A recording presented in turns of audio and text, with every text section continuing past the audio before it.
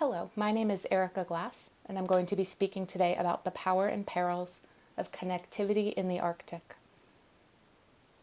So for this presentation, what we're going to be looking at is what is Arctic connectivity, what does it mean, who does it affect, and why is it important?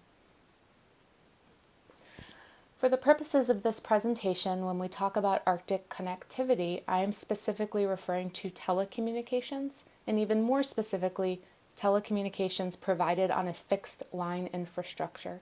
So that is referring specifically to things such as telephone lines, telegraph wires, coaxial and fiber optic cables, submarine cables. And the reason that this is important to talk about is because currently 99% of international data traffic is provided on a fixed line infrastructure. Yet, many areas of the Arctic do not have access to telecommunications on a fixed line infrastructure, and even for areas that do have access, the quality and quantity really varies quite widely. As of 2017, when the Arctic Council published the Circumpolar Assessment of Telecommunications Infrastructure in the Arctic, they noted that communication over the northernmost parts of the Arctic is possible, but only with select communication systems, and those had limited bandwidth capabilities. So those included technologies such as radio and satellite. These can be much slower and provide a much less reliable connection. So the reason that this is important to talk about with regards to the Arctic is that melting sea ice is providing more opportunities for increasing telecommunications technology in the Arctic, and that this is really a double-edged sword. So an article by Sonavara and co-authors looking specifically at the development of these technologies in the Arctic, they said, while the construction of telecommunication lines supports the exploitation of natural resources in and beyond different parts of the circumpolar north, it also plays a role in the observation and protection of the Arctic. So in this presentation, I'm not going to be discussing current telecommunications initiatives or details on technology, but really what I'd like to focus on is the interplay of factors and how an interdisciplinary approach could potentially maximize benefit and minimize harm. One of the things that must be looked at when we talk about implementing telecommunications technology across the Arctic is the way that it is done and how it impacts the natural environment.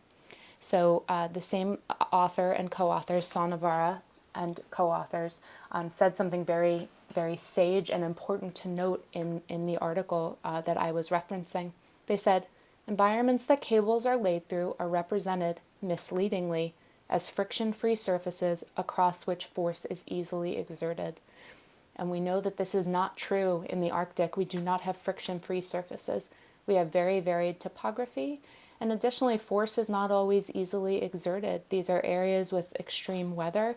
Many areas are still covered in ice and snow, and additionally, significant disruption of the natural environment occurs when this technology is implemented.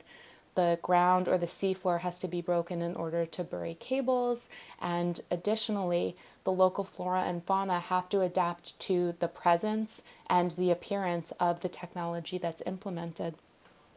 One of the problems is that the development of telecommunication infrastructure is often guided by national or corporate interests rather than the interests of the people who live in that area. And so a specific example of this can be seen with regards to migration of herd animals such as caribou and reindeer. So earlier in the course, we read an article by Jolie and co-authors, and they noted that the landscape of the Arctic is highly structured topographically, and infrastructure has largely left reindeer with few to no options. And so what we're seeing is between the landscape being harsh already, and with climate change, and now with the increasing presence of infrastructure, that these herd animals and the people that rely on them are finding fewer and fewer routes to use for migration, and this is limiting their success, and in some cases leading to increased mortality of these herds. In addition, in the video Indigenous Leadership in the Arctic, a conversation with Gun-Britt Retzid, she said, the infrastructure that is developed is now reducing the flexibility in herd management in a time when you would need more flexibility because you are challenged by the climate. So with all of this information, the question is there any benefit to developing telecommunications technology in the Arctic? And the answer is definitely yes. One area where increased telecommunications capabilities would be very effective and beneficial is the detection and communication of weather events. Earlier in the semester, we learned from Dr. Putkonen and read in two of his articles about how the increasing frequency of rain on snow events is leading to mortality for Arctic creatures, including reindeer and caribou, and the difficulty that they have in both migrating and finding food when rain on snow events occur. And one of the things that Dr. Putkonen and co-authors talked about was being able to provide emergency feed or to help guide the movement of these animals away from areas affected by rain on snow events. The problem is that with current satellite technology, there is a delay of several days. So with the implementation of fixed line telecommunications technology, this delay would be reduced significantly and be able to increase the response time to events such as these, and also be able to increase detection of these events in order to measure them and determine their frequency over time. In the circumpolar assessment by the Arctic Council, they also noted that an area of extreme need is improving maritime communication in order to improve safety. This is especially important as maritime traffic increases with the decreasing sea ice cover in the Arctic. Another very interesting area of development is the use of dual-purpose cables. So in this map, we can see current submarine cables that provide telecommunications data transmission, and the nodes that are present along the lines are what are called SMART repeaters, and what SMART stands for is scientific monitoring and reliable telecommunications. And so what's been able to be developed is what are called dual-purpose cables that not only provide telecommunication data transmission, but also integrate different environmental sensors, such as those measuring temperature, salinity, ocean circulation, and in some cases even detection of earthquakes. As you can see on this map, which was published in an article by Howe and co-authors in 2019, there is significant development of submarine cable technology in the subarctic, but there are few cables in the Arctic as of the time of publication of this article. So as this technology is employed and developed in the Arctic, it will be really critical to ensure that smart repeaters or similar technology is employed in order to maximize the information that is obtained, especially in the era of increasing climate change. Another important area that will be impacted by increased telecommunications availability is the populations living in the Arctic, both indigenous and non-indigenous. And one area that is very fascinating to explore is access of artists to the internet. So in an article by Erin Younes, she noted that access to the internet is important for artists because frequent Arctic telecommunication blackouts lead to a one-sided, non-Inuit representation of life in the far north.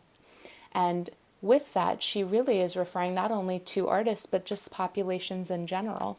However, it's especially interesting to explore how important internet access is in the role of art. And one very fascinating artist is actually exploring the intersection of art and technology. His name is Ruben Komenyapik, and he is an Inuit artist in northern Canada, and he's specifically interested in using mobile devices and social networking for art creation and to share stories.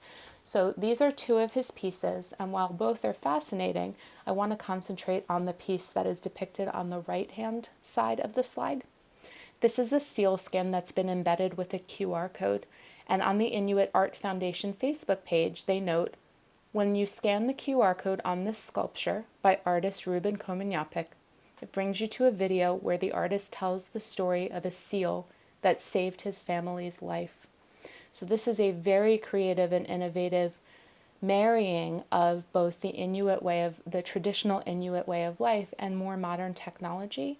But the only way to obtain the information is to scan that QR code and to have access to the internet in order to be able to see that story. Komen also talks about the difficulty that artists in the Arctic face with selling their works because of lack of reliable access to the internet. Providing high quality and high resolution photos of art is very difficult without access to high speed internet. And so this is another area where internet connection could certainly be used to support local populations. In conclusion, Arctic connectivity is critical to support Arctic populations and to support research and event detection. However, as this is being developed, it is very important to employ the skills and knowledge of multiple specialties. So the takeaway is that interdisciplinary research and implementation is key to sustainable and equitable development of telecommunications in the Arctic. Some examples of how this could be done is involving Indigenous groups in decision making, as opposed to where this technology will be laid, where the telephone lines will be laid, where the cables will be laid, involving Indigenous groups in order to ensure that you are minimizing the harm with regards to specifically herd animals and their migration territory. Another example would be biologists working with civil engineers to minimize harm in telecommunications technology implementation. There's also the option of hiring Indigenous people in the Arctic to do the work of installing telecommunications technology. Most of the work that is done with installing telecommunications technology in the Arctic is done by non-Arctic people, but this is really an opportunity to support the employment of Indigenous people who may be losing their traditional ways of life because of climate change. And lastly, there is the option, and I would say the imperative, of using dual-purpose technologies such as smart cables in order to maximize the information that is gained and support research and scientific initiatives. Thank you.